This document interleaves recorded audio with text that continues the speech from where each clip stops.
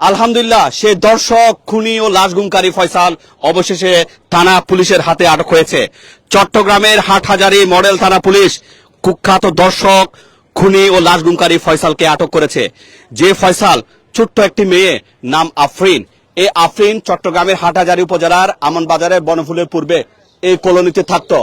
এই কলোনি থেকে 26শে মার্চ ঠিক সকাল 11টা-12টার দিকে এখান থেকে বেরিয়ে ওই যে দেখেন অদূরে তুলোর ফ্যাক্টরি, সেখানে এই ফয়সাল যে কিনা এই ছোট্ট মেয়ের মামা সম্পর্কে হয়, সে ফয়সাল সেখানে নিয়ে গিয়ে সে আফরিনকে ধর্ষণ করেছে, সে আফরিনকে গলা টিপে হত্যা করেছে এবং তার লাশ গুম করেছে।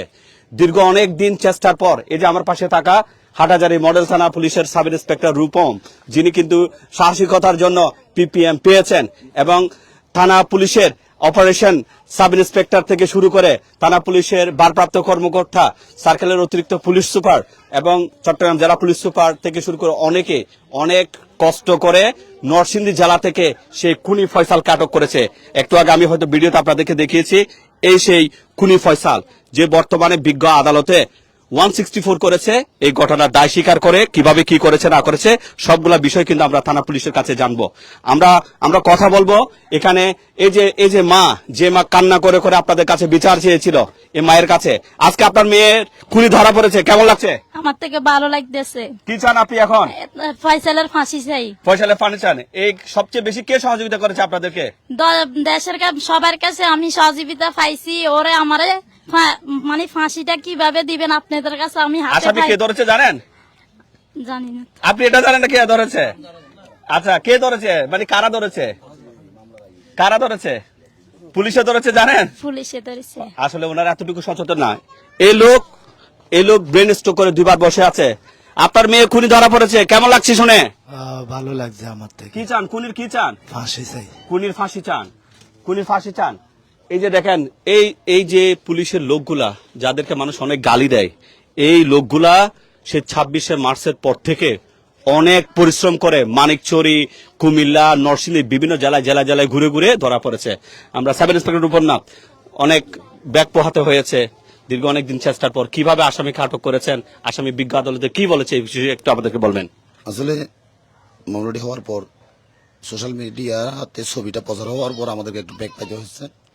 তাও আমরা এই বিভিন্ন তথ্য প্রযুক্তির মাধ্যমে তার লোকেশন শনাক্ত করে জানতে পারি মানিকছড়ি হাজিপাড়া এলাকায় ছিল দীর্ঘদিন, পাহাড় অঞ্চলে। কিন্তু আমরা দীর্ঘদিন মানিকছড়ি অভিযান করি, অভিযানের করার পরও পাহাড়ি অঞ্চল বিধায় আমরা তাকে গ্রেপ্তার করতে পারি নাই। মোবাইলের নেট থাকতো না, সেজন্য আমরা পারি নাই। পরবর্তীতে আমরা শনাক্ত করি কুমিল্লা শনাক্ত করার পর কুমিল্লা অভিযান পরিচালনা করি, তাও আসামি আত্মগোপনে চলে গেছে। এর পরবর্তীতে আমরা এই তথ্য প্রযুক্তির সহযোগিতায় তার বাইকে আমরা গ্রেপ্তার করি কুমিল্লা থেকে গ্রেপ্তার করার পর তার বোন এবং বোনের জামাই নরসিংদী জেলায় বাড়ি। এই নরসিংদী থেকে পরবর্তী তাদের থেকে আমরা নরসিংদী জেলার রায়পুরা থানাধীন নীলক্ষেত ইউপিস্থ টং বাজার থেকে তাকে আমরা গ্রেপ্তার করতে সক্ষম হই। দীর্ঘ 72 ঘন্টা পরিশ্রম করে তাকে গ্রেপ্তার করে আজকে বিজ্ঞ আদালতে তাকে সোপর্দ করি এবং চতুর্থ আদালত জুডিশিয়াল ম্যাজিস্ট্রেট লোকমান হাকিমের আদালতে তাকে জবানবন্দি প্রদান করে সে তার নিজের দোষ নিজে স্বীকার করে। আশা করি এই আসামির বিচার হবে, এটা বিজ্ঞ আদালতের মাধ্যমে জানা যাবে। যদিও তদন্তের অনেকগুলো বিষয় আছে, তবে আমাদেরকে যদি ছোট্ট করে বলতেন সে কি করেছে বলে সেখানে বিজ্ঞ আদালত বলেছে। সে সরাসরি বলেছে নিজে দর্শন করছে, নিজে হত্যা করেছে। আর বাকি বিষয়গুলো তদন্তে রয়েছে। তদন্তের বিষয়। আপনি এই জীবনে অনেকগুলো আসামি ধরেছেন, অনেকগুলো মামলা ডিল করেছেন, আপনার দৃষ্টিতে এই মামলাটা কেমন? আসামি ধরা মামলার চাঞ্চল্যকর একটা মামলা, যেটা ছোট একটা শিশু বাচ্চাকে দর্শন করে হত্যা, এরকম নৃশংস হত্যা মামলার আসামি ধরার জন্য আমার যতই কষ্ট হোক বা আমার কর্তৃপক্ষ আমার সহযোগিতা করছে। বিশেষ করে তথ্য প্রযুক্তির মাধ্যমে আমি সহযোগিতা পাইছি এবং আমার সিনিয়র অতিরিক্ত পুলিশ সুপার সার্কেল মহোদয়, সিনিয়র পুলিশ সুপার মহোদয়, অতিরিক্ত পুলিশ সুপার ক্রাইম মহোদয়, ওনারা যথেষ্ট সহযোগিতা করছে, যার কারণে আমি আসামিরা ধরতে যথেষ্ট বেগ পাইছি। মানে তাদের উদ্যোগ পাওয়াতে আমি সাহস জুগিয়ে আসামিটা গ্রেপ্তার করতে সক্ষম হয়েছি। ধন্যবাদ মুস্তাক আহমেদ চৌধুরী, পুলিশ পরিদর্শক তদন্ত হাটহাজারী মডেল থানা। আপনার টিম চমৎকার একটা কাজ করেছে। ধন্যবাদ আপনারা এই কাজে আসছেন, আমাদের জিজ্ঞাসাবাদ করতেছেন বা এখানে ঘটনাস্থলে এসেছেন। আপনাদের যারা গণমাধ্যম কর্মী আছেন সবাইকে হাটহাজারী পুলিশ তথা চট্টগ্রাম জেলা পুলিশের পক্ষ থেকে ধন্যবাদ। তো আসলে এই ঘটনা হওয়ার পর আফরিন হত্যাকাণ্ডের পর থেকে আমরা এই মামলা রুজু হওয়ার পর থেকে আমরা গতানুগতিকভাবে আমাদের ঊর্ধ্বতন পুলিশ সুপার, মাননীয় পুলিশ সুপার মহোদয় সব বিভিন্ন আমাদের ঊর্ধ্বতন অফিসারদের নির্দেশনা মোতাবেক মামলার তদন্তকারী অফিসার SI রূপন নাথ সহ আমরা বিভিন্ন কৌশল অবলম্বন করে আমরা বিভিন্ন জায়গায় অপারেশন করেছি। মানিকছড়ি, কুমিল্লা তথা সর্বশেষ আমরা নরসিংদী থেকে অপারেশন করে আমার SI রূপন সাহেব তার অভিযান ফলপ্রসূ হয়েছে। তো আমরা এই বাংলাদেশের মাটিতে আপনারা দেখেছেন দর্শন হচ্ছে। তো এই দর্শকের বিচার হওয়ার জন্য রাষ্ট্রের নিয়ম অনুযায়ী, প্রচলিত আইন অনুযায়ী যা যা করার আমরা সর্বোচ্চভাবে করব এবং তার সর্বোচ্চ পানিশমেন্ট যাতে হয় সেই বিষয়ে আমাদের মামলা তদন্তকারী অফিসারকে পর্যাপ্ত পরিমাণ সহযোগিতা আমাদের ঊর্ধ্বতন অফিসার করতেছে, আমরা করব এবং সেই গাইডলাইন দিয়ে আমরা মামলাটা তদন্ত শেষ করব। তবে এই দর্শক ফয়সাল আহমদ সে আজকে বিজ্ঞ সিনিয়র জুডিশিয়াল ম্যাজিস্ট্রেট আদালত জনাব লুকমান হাকিম সাহেবের আদালতে তার প্রদত্ত জবানবন্দি ফৌজদারি কার্যবিধি 164 ধারা মোতাবেক প্রদান করেছে। তাহার প্রদত্ত জবানবন্দিতে সে এটাই বলেছে যে সে নিজেই দর্শন করেছে এবং সে লাশটাকে গুম করেছে। আর বাকি বিষয়গুলি আপনাদেরকে আমরা বলতেছি না, তদন্তের বিষয়বস্তু। তবে আমাদের তদন্ত কার্যক্রম অব্যাহত আছে, বাকি কার্যক্রম তদন্ত শেষ করে আমরা আপনাদেরকে বিস্তারিত বলবো। ধন্যবাদ। আপনারা কি মূলত সান্ত্বনা দেওয়ার জন্য বা ওনাদের সুখবর দেওয়ার জন্য আমরা এসেছি? এটা এইখানেই পাশে আমাদের মামলার ঘটনাস্থলটি এবং ভিকটিমের মা আফরিন এবং তার বাবা আছে, তাদের সাথে কথা বলতে এবং মামলার তদন্তের অগ্রগতিটাও আমরা তাদেরকে অবগত করব। এছাড়া আমরা মামলার ঘটনাস্থলের আশেপাশে আমাদের আরো কিছু কাজ ছিল, এই জন্য আমরা এসেছি। ধন্যবাদ মুস্তাক আহমেদ চৌধুরী, পুলিশ পরিদর্শক তদন্ত হাটহাজারী মডেল থানা। ধন্যবাদ এবং অভিনন্দন রূপন নাথ, তিনি সাহসিকতার জন্য PPM পেয়েছেন, পুলিশ পদক পেয়েছেন, এটা পুলিশের জন্য অনেক গর্বের বিষয়। এবং ধন্যবাদ সমস্ত টিম থেকে শুরু করে।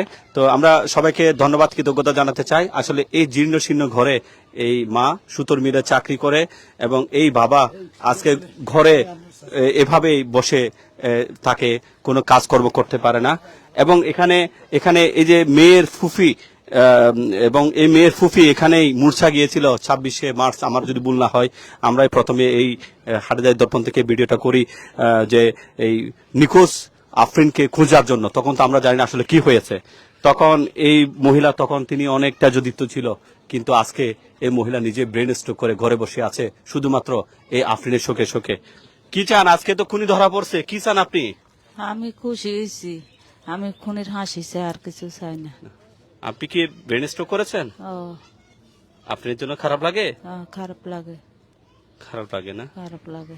আগের ভিডিও এখনকার ভিডিও দেখলে বুঝতে পারবেন এই মহিলা তার কি অবস্থা হয়ে গেছে। আগে অনেক মানে দেহ মুখ সবগুলো অনেকটা উনি স্ট্রং ছিল, কিন্তু এখন দেখেন এখন স্ট্রোক করে এই ছোট্ট মেয়ের দুঃখে কি হয়ে গেছে। আপনার কি হয় এই মহিলা?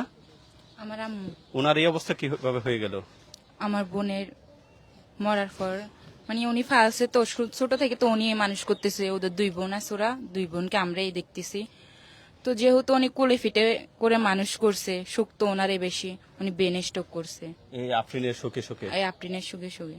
কি চান? আফরিনের জন্য আপনারা সেদিন কান্নাকাটি করেছিলেন, খুনির বিচার চেয়েছিলেন, খুনিকে ধরতে চেয়েছিলেন, আজকে পুলিশ ধরেছে, কি চান? আজকে যেহেতু পুলিশে ধরছে, তো আমি চাই যে খুনির ফাঁসি হোক। পুলিশ কেমন সহযোগিতা করেছে? জি ইনশাল্লাহ, ওনারা শুরু থেকেই ফাঁসি ছিল আপনার মতোই। আপনাকে অনেক ধন্যবাদ আর ওনাদেরকে অনেক অনেক ধন্যবাদ। আসলে এখানে আমরা শুধু দীর্ঘশ্বাস ফেলি। আমরা শুধু অনুরোধ জানাবো আমাদের আইনজীবী ভাইয়েরা কেউ না কেউ হয়তো আবার এই খুনির জন্য, টাকার জন্য হয়তো আপনারা তার পক্ষে আইনি লড়াই লড়বেন। আমরা প্রত্যাশা করব অনেক আইনজীবী ভাইরা হয়তো এই ফয়সালকে কোর্টের মাধ্যমে জামিনে আনার চেষ্টা করবে। তাদের উদ্দেশ্যে একজন ইয়ে হিসেবে আপনি কি বলবেন? আমি বলবো, আমি যেহেতু একজন মেয়ে, তো ওনাদের ঘরেও মা বোন আছে, দয়া করে আপনারা ওর ফাঁসি কেউ থাকেন না। যদি আপনারা আমাদেরকে সাহায্য করতে না পারেন, তাহলে আপনারা খুনির ফাঁসি কেউ দাঁড়াইয়েন না। ওকেও সাহায্য করার দরকার নাই। আপনার কারো কাছে আসার দরকার নেই, আমাদেরকে সাহায্য করতে না পারলে খুনিকেও সাহায্য করিয়ে না, দয়া করে আমার বোনটা সুবিচার ফাঁক আপনারা ওই সুযোগটা দেন, ওর পাশে যেন কেউ না দাঁড়ায়, এটাই আশা করব। যদি মানুষ হয়, মানুষের বাচ্চা হলে কেউ দাঁড়াবে না ওর পাশে। আর যারা আছে, অনেক অমানুষের বাচ্চা আছে, টাকার লোভে নিজেদের ব্যক্তিত্বকে বিক্রি করে দেয়। তো ওদের কাছে অনুরোধ করব যে আমার বোনটা তো চলে গেছে, আপনারা দয়া করে ওকে কেউ সহযোগিতা করিয়েন না। এটাই সবাই চাই। তো আলহামদুলিল্লাহ, আমাদের এটাই আনন্দের বিষয় যে আজকে খুনি ধরা পড়েছে। খুনি বিজ্ঞ আদালতে ফৌজদারি কার্যবিধি 164 ধারায় খুনের দায় স্বীকার করে জবানবন্দি দিয়েছে। আমরা যতটুকু জানতে পেরেছি, এই খুনি সে বলেছে সে ফুসলিয়ে আফরিনকে ওই তুলো ফ্যাক্টরিতে সেখানে নিয়ে যায় এবং সেখানে নিয়ে যেয়ে সেই ছোট্ট মেয়েটার সাথে জঘন্যতম ঘটনাটা ঘটায়। এরপরে সেখানে সেই ছোট্ট মেয়েটাকে গলা টিপে হত্যা করে এবং তার লাশ সেখানে গুম করে।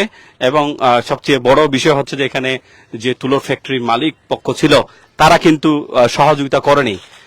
পুলিশ এখানে এসেছিল যখন নিখোঁজ হয়, তখন তো কেউ জানতো না যে তাকে খুন করা হয়েছে। তখন তুলো ফ্যাক্টরির পক্ষ থেকে নাকি বলা হয়েছিল যে তাদের সিসি ক্যামেরা কিন্তু কাজ করে না। কিন্তু তখন যদি পুলিশকে যদি তুলো ফ্যাক্টরির পক্ষ থেকে যদি বলা সহযোগিতা করা হতো তাহলে হয়তো খুনিকে ধরা যেত।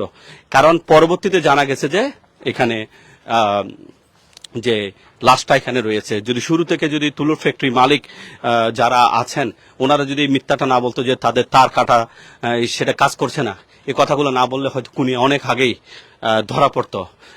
তো এই সমস্ত বিষয়গুলো যেন পুলিশ প্রশাসন অবশ্যই সহযোগিতা করে এবং আমরা আপনাদের কাছে ক্ষমা চাই এবং আপনাদের কৃতজ্ঞতা জানাই। আমরা একটা ভিডিওতে বলেছিলাম যে খুনিকে যদি ধরিয়ে দেয়া যায় তাহলে আমাদের পক্ষ থেকে 50,000 টাকা পুরস্কার দেওয়া হবে এবং সে পুরস্কারের একটা কবরস্থানের ভিডিওতে যেখানে আফরিনকে দাফন করা হয়েছিল ঠিক তারপরেই এই ফ্যাক্টরির মালিক, তুলোর গুদামের মালিক, যার গুদামেই এই লাশটা পাওয়া যায়, তিনি সবার সামনে সেখানে বলেছিলেন তিনি তার ব্যক্তিগত পক্ষ থেকে 50,000 টাকা পুরস্কার দিবেন। এক প্রবাসী ভাইও বলেছেন 50,000 টাকা পুরস্কার দিবেন। ইভেন আমিও বলেছি যে কারো যদি টাকার লোভ থাকে যেন আমরা সেই টাকাটা যেন জোগাড় করে দিই। তারপর আমরা আমাদের কথা রাখার চেষ্টা করব। যে সমস্ত ভাইয়েরা পুলিশকে তথ্য দিয়ে বা আমাদেরকে বিভিন্নভাবে তথ্য দিয়ে এই খুনিকে ধরতে সহযোগিতা করেছেন, অবশ্যই আপনারা যোগাযোগ রাখবেন। আপনাদেরকে যেন আমরা যে কোনোভাবে সে টাকাটা জোগাড় করে দিতে পারি সেটা আমাদের প্রচেষ্টা থাকবে। এই সেই তুলো ফ্যাক্টরি যেখানে ওই যে মানুষগুলো কাজ করছে এখন, ঠিক সেই জায়গায় কিন্তু সেই আফরিনকে ধর্ষণ করা হয়েছে, সেখানে তাকে খুন করে লাশ গুম করা হয়েছে এবং সে লাশটা নিখোঁজের পরেই কিন্তু এখানে পুলিশ উদ্ধার করেছে। এ ধরনের ঘৃণ্যতম জঘন্যতম ঘটনা যাতে আর কোথাও না ঘটে সে বিষয়ে আমরা সবাই সজাগ এবং সচেতন থাকব এবং এই খুনির দেশের প্রচলিত আইনে সর্বোচ্চ শাস্তি দ্রুততম সময়ে যেন রাষ্ট্র নিশ্চিত করে সেটুকু আমাদের চাওয়া থাকবে। পাশাপাশি এর সাথে কারা কারা জড়িত আছে যে কোনোভাবে খুনিকে পালিয়ে যেতে সহযোগিতা করা, যে কোনো কিছু ক্ষেত্রে যেন প্রশাসন সবগুলা তদন্ত করে যেন প্রত্যেকটা দোষী ব্যক্তিকে যেন আইনের আওতায় আনে সেটা আমরা প্রত্যাশা করব। আমরা এখানে আরেক ভাইকে দেখতে পেয়েছি। আচ্ছা, একটু বলবেন এই যে আজকে আসামি ধরা গেল, সার্বিক বিষয়ে একটু বলবেন প্লিজ। এখানে বলতে কি হয় আফরিন, আপনার কি হয়? আমার স্বাস্থ্য মেয়ে আমার বাতিজি হয়। আচ্ছা, পুলিশ আজকে অনেকদিন ধরে আসামিকে ধরবে কিভাবে ওরা টেনশনে ছিল। আমরা যতবারে থানায় যেতাম পুলিশে আমাদেরকে বলতো আমাদের প্রতি বিশ্বাস রাখেন, আস্থা রাখেন, আমরা যে কোনো মুহূর্তে ওরা ধরার জন্য আমরা চেষ্টা করতেছি। ওইভাবে করতে করতে আজকে প্রায় 1.5 মাসের মাথায় গিয়ে পুলিশ তার তদন্ত পাইছে। তার প্রতি পুলিশের প্রতি আমাদের একটা আস্থা বিশ্বাস যেটা ছিল ওটা উঠছে এখন, আমাদের বাড়ছে, আমাদের মনোশক্তি বাড়ছে। পুলিশের প্রতি আমাদের একটা বিশ্বাস আছে যে পুলিশ এই দেশের মধ্যে সকল যে বড় অপরাধী করুক না কেন, যত বড় সাহসী হোক, পুলিশ এটা কি করবে, চেষ্টা করলে সম্ভব যে কোনো আসামিকে আইনের আওতায় আনায়। পুলিশের কাছে শুধু একটা কথাই বলবো, ওই যে আসামি তার জন্য ফাঁসি হয়, এটাই শুধু বলবো পুলিশকে, আর কিছু বলার নাই আমার এখানে। পুলিশকে আমি অসংখ্য ধন্যবাদ জানাই, নিজের মন থেকে ধন্যবাদ জানাই। পুলিশ যাতে এভাবে জনগণের পাশে থাকে, অসহায় মানুষদের পাশে থাকে, এভাবে যেন দেশকে গঠন করতে পারে। পুলিশের দ্বারা এই দেশের সুন্দর একটা রাষ্ট্র প্রতিষ্ঠান হয়। তো ধন্যবাদ আপনাদেরকে। আমরা এই বিষয়ে আরো বিস্তারিত আপডেট দেব এবং খুনির কিছু ভিডিও আমরা যখন সুযোগ পেয়েছিলাম হাঁটতে হাঁটতে কথা বলার, সে কিভাবে কি হয়েছে এই বিষয়গুলো আমরা আমাদের প্ল্যাটফর্মগুলোতে তুলে ধরার চেষ্টা করব। সবাইকে ধন্যবাদ। আসসালামু আলাইকুম।